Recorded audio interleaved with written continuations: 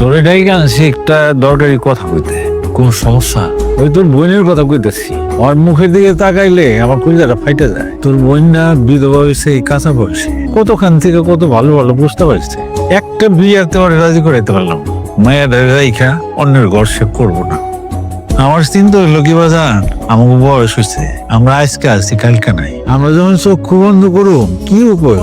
তোমার কতই বা বয়স হয়েছে, আপার ভবিষ্যৎ নিয়ে যেহেতু তোমাকে এতই চিন্তা, আমি কই কি এই বাড়ি বিটাটা রাইখা তোমার জায়গা সম্পত্তি অল্প স্বল্প যা আছে সব আপার নামে লেখা দাও, তাইলে অন্তত পক্ষে আপার ভবিষ্যৎ নিয়ে তোমার আর কোনো চিন্তা থাকবো না। আমি তো একটা সরকারি চাকরি করি, আল্লাহ আমারে যতটুক দিছে সেটা দিয়ে তোমার ঘরে ডালে ভাত আমি চালায় রাখতে পারো। তুই না তোর ভাগের সম্পত্তি তোর বোনের নামে লেখা দিলি, কিন্তু তোর বউ তোর শ্বশুর বাড়ির লোকজন তারা কি বিষয়টা ভালোভাবে মাইনা নিব?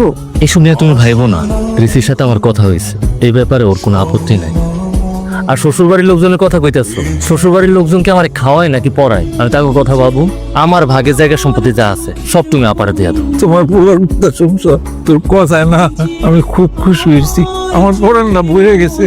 আরে যেই যুগে এক হাত জায়গার লিগা আপন ভাই ভাই মাথা ফাটে পালায়, সেখানে তুই তোর সমস্ত সম্পত্তি তোর বইনের লিগা দিতে চাইতেছ।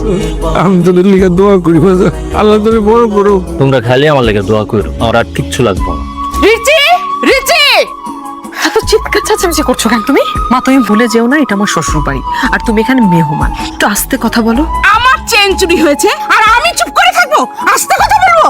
চেন চুরি হয়েছে মানে কি বলছো তুমি? তোমার মাথা ঠিক আছে? তুমি একটু ঠিক মতো গিয়ে খুঁজে দেখো, পেয়ে যাবা। আমি সব জায়গায় খুঁজেছি, আমার চেন কোথাও নেই। আমি নিশ্চিত আমার চেন চুরি হয়েছে। চুরি হয়েছে? এই বাড়িতে তো বাইরের কেউ নেই যে চেন চুরি হবে, বাইরে তো কেউ আসেনি। তুই কি বলতে চাস? আমার চেন আমি চুরি করেছি? কি চেন? কি চেনের কথা হচ্ছে? আর মা, আপনি এত চিৎকার চেঁচামেচি করতেছেন কেন? আসলে মায়ের একটা চেন খুঁজে পাচ্ছে না। খুঁজে পাচ্ছি না? না, আমার চেনটা না চুরি হয়েছে। এসব আপনি কি বলতেছেন? আপনার চেন চুরি হয়েছে মানে? আমাদের বাড়িতে তো বাইরের কোনো মানুষ নাই যে আপনার চেন চুরি করবে। আমিও তাই বলেছি, বাইরের তো কেউ আসেনি। কে চুরি করেছে সেটা আমি খুব ভালো করেই জানি। কে চুরি করছে বলেন তাহলে? তোমার বোন।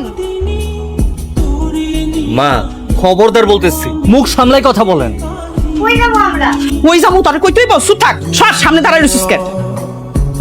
আপনি এই বাড়িতে আসার পর থেকে দেখতেছি যা না তা বলে আমার বোনটাকে অপমান করতেছেন। আপনি কি একটাবার চিন্তা করে দেখছেন? আমার বোনের বয়সটা কিন্তু আপনার মেয়ের মতো।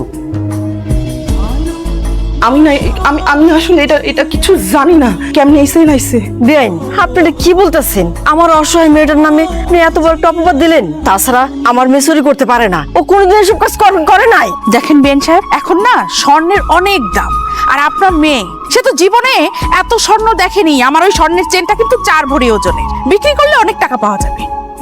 আরে এটা তো ঢাকার না নিশ্চেন। ঢাকার নামিস তুই জানোস কেমনে?